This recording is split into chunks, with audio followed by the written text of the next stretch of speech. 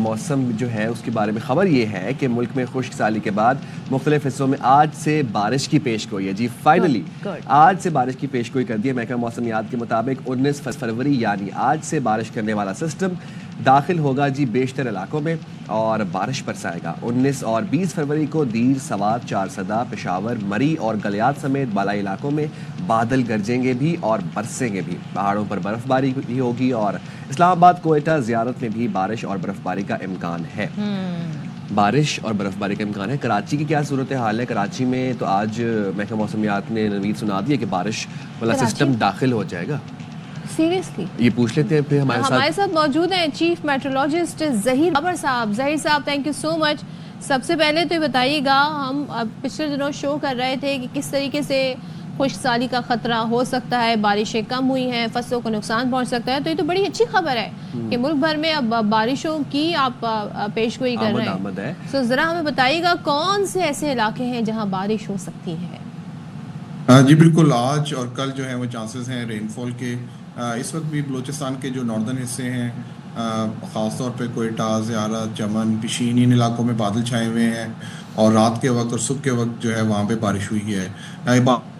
ये बारिश देने वाला सिस्टम जो है वो central parts of the country और फिर अपर पार्ट्स ऑफ द कंट्री में पेनिट्रेट कर जाएगा और आज रात और कल सुबह के वक्त जो है पंजाब के ज़्यादातर हिस्सों में, खैबर पख्तूनख्वा के ज़्यादातर हिस्सों में, कश्मीर, गिलगित बल्तिस्तान में, इन तमाम इलाकों में बारिश और पहाड़ों पर बर्फबारी का इम्कान है। ख़ासतौर पर जो बारानी इलाके हैं, पोठवार के बारानी इलाके हैं, इनमें ये बारिशें जो है वो काफ़ी हद तक जो है वो रिलीफ जो है वो मुहैया करेंगी। अच्छा ज़हीर साहब, ये बताएगा कि बारिश कितने दिन तक जारी रहेगी और इस बारिश के बाद जो खुश्क साली का इम्कान है वो कितने हद तक कम होने के चांसेस हैं?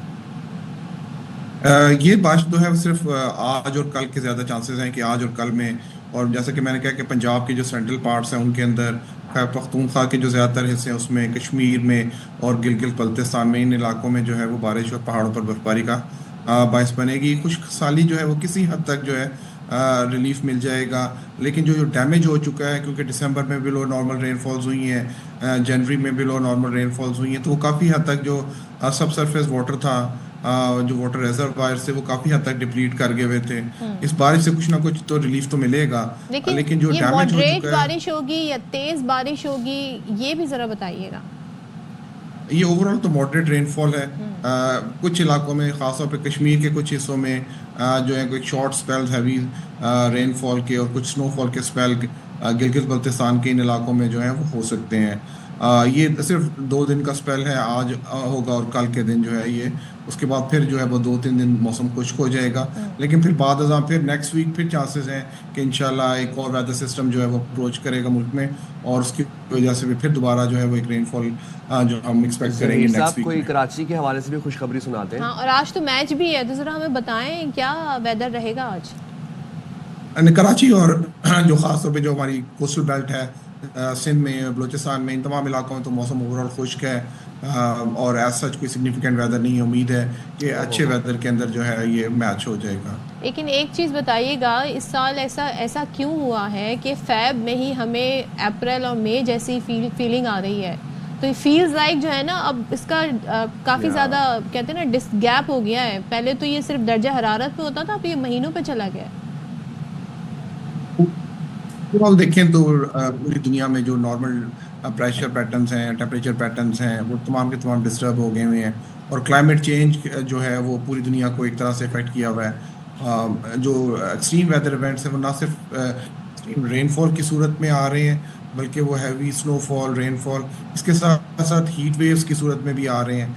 ओवर द ईयर्स हमने देखा है कि पाकिस्तान जो है वो जो वेदर और क्लाइमेट चेंजेस हैं उसकी वजह से काफ़ी हद तक इफेक्ट हो रहा है। तो ये वन ऑफ द फैक्टर्स है जिसकी वजह से हम देख रहे हैं कि जो नॉर्मल सीजनल पैटर्न्स हैं वो ओवर द ईयर्स काफ़ी हद तक डिस्टर्ब हो गए हैं। अच्छा ज़हीर साहब, रमज़ान की भी आमद है और ये बता दें कि रमज़ान में मौसम कैसा रहेगा और बारिशों का इम्कान है रमज़ान में?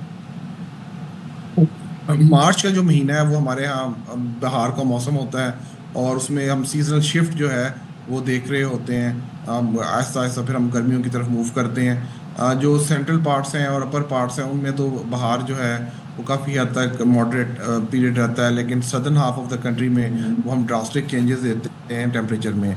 तो ओवरऑल जो first half of the Ramzan है, मार्च का जो पहले 2 हफ्ते हैं, उसमें तो टेम्परेचर्स जो हैं वो किसी हद तक मॉडरेट रहेंगे, लेकिन फिर बाद में वो जो बाद फिर सेकेंड हाफ ऑफ मार्च में टेम्परेचर्स जो हैं उसमें जो है वो हम देख रहे हैं कि उसमें राइज आता जाएगा। चलें, thank you so much Zaheer Babar, बहुत शुक्रिया आपका। और भाई मौसम की सूरत हाल हमने आपके सामने रखा है, और जहाँ पर बारिश होगी वो लोग बारिश इंजॉय करें, बर्फबारी भी होगी, कराची वाले इसी वेदर से जो है फ़ायदा उठाएं, कराची वाले बाकियों को देख के खुश होंगे। उठा सकते हैं। लेकिन प्लीज़ आप थोड़ा अपने अंदर ना बर्दाश्त, पेशेंस रखें, इतनी जल्दी एसी मत ऑन कीजिएगा। अभी तो हुआ था कि बिजली के बिल कम आना शुरू हुए थे।